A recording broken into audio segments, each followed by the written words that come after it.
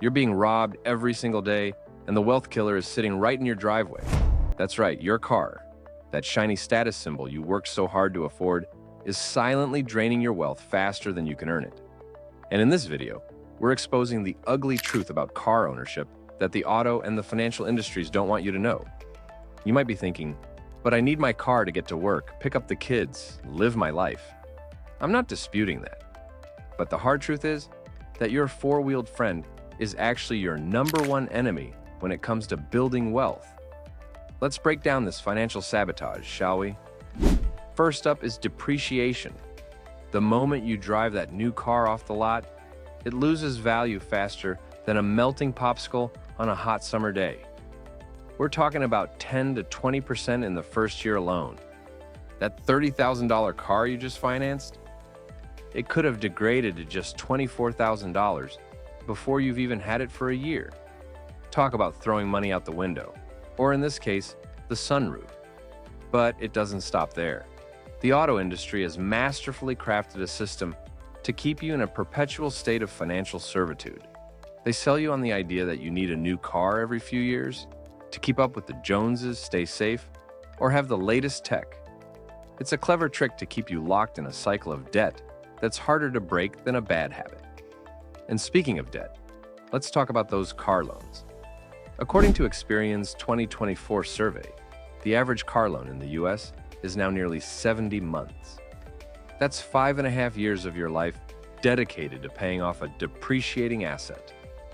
Let that sink in for a minute. Your car is worth less and less every year, but regardless, you pay the same amount every month. And don't even get me started on the interest rates. You could be paying thousands extra over the life of the loan. Money that could have been invested in your future instead of burning up on the highway. Now, you might be patting yourself on the back if you paid cash for your car. And swerving an auto loan is definitely an excellent achievement. But hold that thought. Even if you avoided the debt trap, there are other money drains at work. Maintenance costs, repairs, insurance rates, and fuel costs will put a sizable dent in any budget. These transportation costs add up frighteningly quickly, without you even realizing it. Let's put some numbers to this wealth killer. The average American spends about $12,000 per year on car ownership. That's $1,000 a month. Now, imagine if you invested that money instead. At a modest 7% return, you'd have over $150,000 in just 10 years. In 30 years, you're looking at well over $1 million. That's the difference between struggling to make ends meet and retiring comfortably. But automakers and banks don't want you to think about these numbers. They want you focused on that new car smell, the latest safety features, or how impressed your neighbors will be. They've turned cars from a means of transportation into a lifestyle statement, and it's costing you your financial freedom. Now I can hear the objections already. But I live in a place with no public transportation, or I need a reliable car for my job. I'm not saying everyone can or should give up their car entirely. What I am saying is that we need to radically rethink our relationship with car ownership and stop treating it as a trophy to be showed off. So here's where the rubber meets the road. It's time to start treating your car like the wealth-draining liability it is, not an asset. This means taking these 5 things into consideration. 1. Buy used, not new. Let someone else take the depreciation hit. Used cars that are 2 to 3 years old will give you most of the benefits of a new car at a fraction of the cost. Stick to reputable dealers so that reliability isn't an issue. 2. Drive your car longer. The most financially savvy car owners keep their vehicles for 10 or more years. Every year you drive your paid-off car is a year you're not forking over monthly payments. 3. Downsize.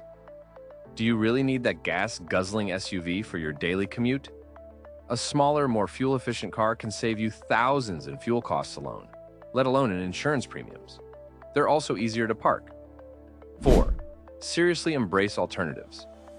Could you carpool, use public transit, bike, or walk for some of your trips? Options are usually available, but the stumbling block tends to be our own discomfort with doing something different. But every mile not driven is money in your pocket. 5. Be strategic about maintenance. Follow your car's maintenance schedule religiously. It's cheaper to maintain a car than to repair it. Or worse, replace it. Now, I know you might be thinking, this all sounds great in theory, but I live in the real world. Fair point. So let's talk about how to apply this in practice. Consider a marketing manager in a big city who was about to buy a new $35,000 SUV. After crunching the numbers and assuming $15,000 as a down payment, she realized she'd be spending over $800 a month on car payments, insurance, and gas. Instead, she could buy a 3-year-old compact car for $15,000 in cash. Her monthly cost could drop to $300. By investing the $500 difference each month in 10 years, assuming a 7% return, she could have about $86,000 just from that one decision.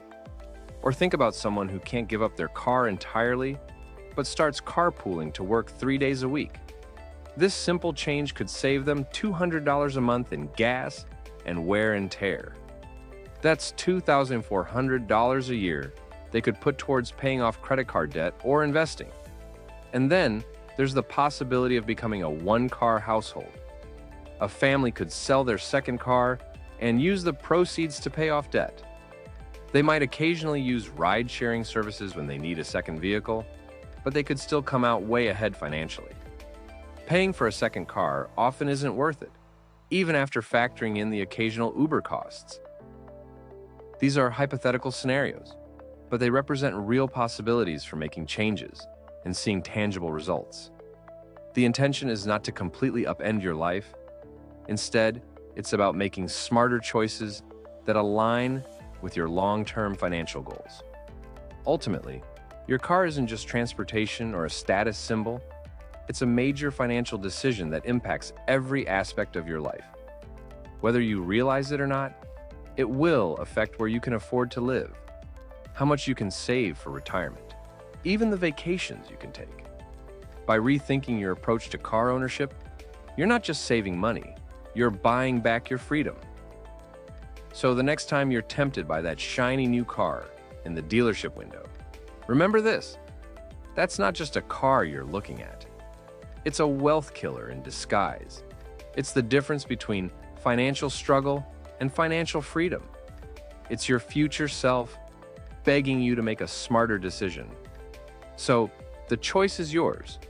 You can keep playing by their rules, or you can start writing your own financial success story.